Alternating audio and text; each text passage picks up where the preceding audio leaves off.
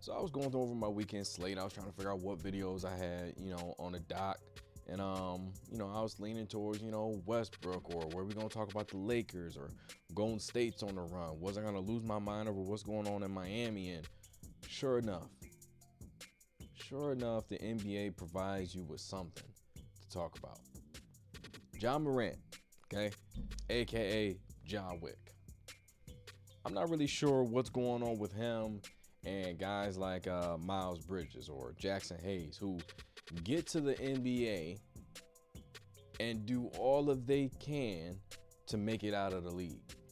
Now, granted, look, Ja Morant doesn't technically have any legal issues just yet. They're all allegations. But the way he's acting, wouldn't you think it would be smarter to kind of lay low, chill out a bit, not provoke? Don't poke the bear, pun intended. Playing for an organization that you clearly are the face of, and you clearly have a lot of things going for you, considering the fact that you got a bag and there's a lot more money to be made, specifically because you are a phenomenal talent, one of the brightest stars in the NBA, not just young stars, one of the brightest stars, period. Fans pay to see you, okay? You got next. In a lot of ways, you could have now if you and your team got your act right in the playoffs. But all these off the court distractions, all this talk about, you know what? We don't worry about anybody in the West. The only team we worried about is Boston. You kind of hit a rocky slate after you made those comments. Then these allegations come through. You beat a kid up at the park, supposedly. You beat him up and you flash your gun in his face.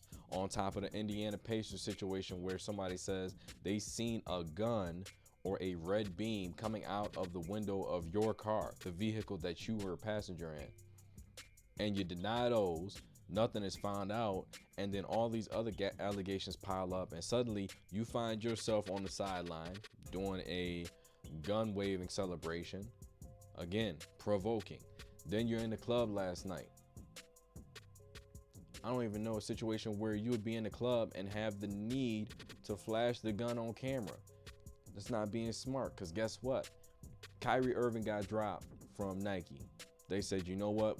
In order to replace him, we need somebody that can fill seats and influence the game the way Kyrie can. None better than Ja Morant to fill that role.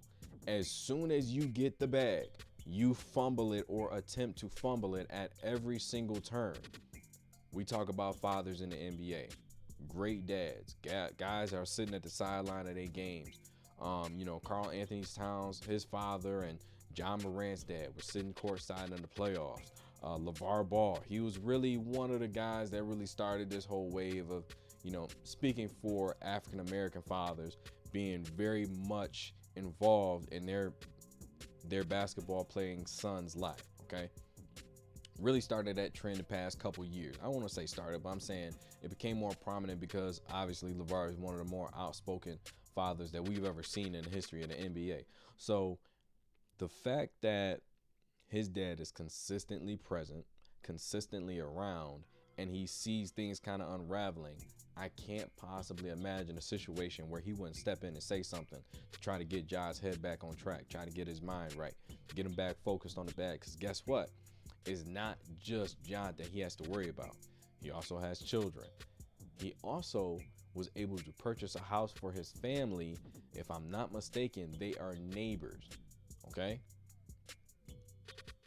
There's a lot riding on Ja, and there's a lot on his shoulders at the moment, to where he's not just taking care of himself, he's taking care of his whole entire family, changing the lives of his entire family and setting his daughter up for her future.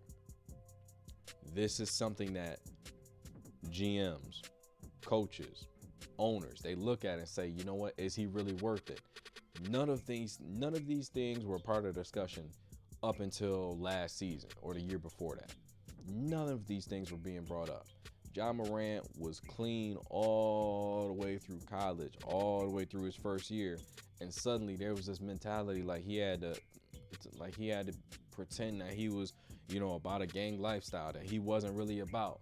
that he was just projecting this image of I mean, it's okay to be tough, but I'm not understanding where this gangster mentality came in to where he has to flash his gun or talk about seeing somebody or meeting them up and, you know, I'm gonna fight this dude, or I got guns. And there's no need for that. All right, put your phone down and hoop. I'm not talking about the shut up and dribble. I'm talking about just stay out of trouble, man. If there's issues, speak on it like he had been. There was an issue with a young man whose life was lost at the hand of officers. Ja Morant spoke out about it, did a couple things to rally the city of Memphis, bring them together. That's the type of thing that's the real version of you, in my opinion, the one that we see more often up until recent situations where it's like you're doing everything you can to get fired on your day off. Don't worry about none of that. Focus on hooping and being an asset to the community that you in, and also being an asset to our community. The community where we need to see more people like you be successful so you can inspire the next generation to be that successful or exceed that level of success, not just on the basketball court, but in life in general, whether it's the classroom, whether it's business, whether it's in entertainment, it doesn't matter. You inspire people, and I'm not understanding why you're willing to throw that all away just to prove that you hard. That's just my opinion, but hey, to each his own. I hope Ja Morant and Miles Bridges fail in their attempt to make it out of the league. Give this video a like, subscribe to the channel, let me know what you think in the comments. You know the slogan, that's one more for the good guys.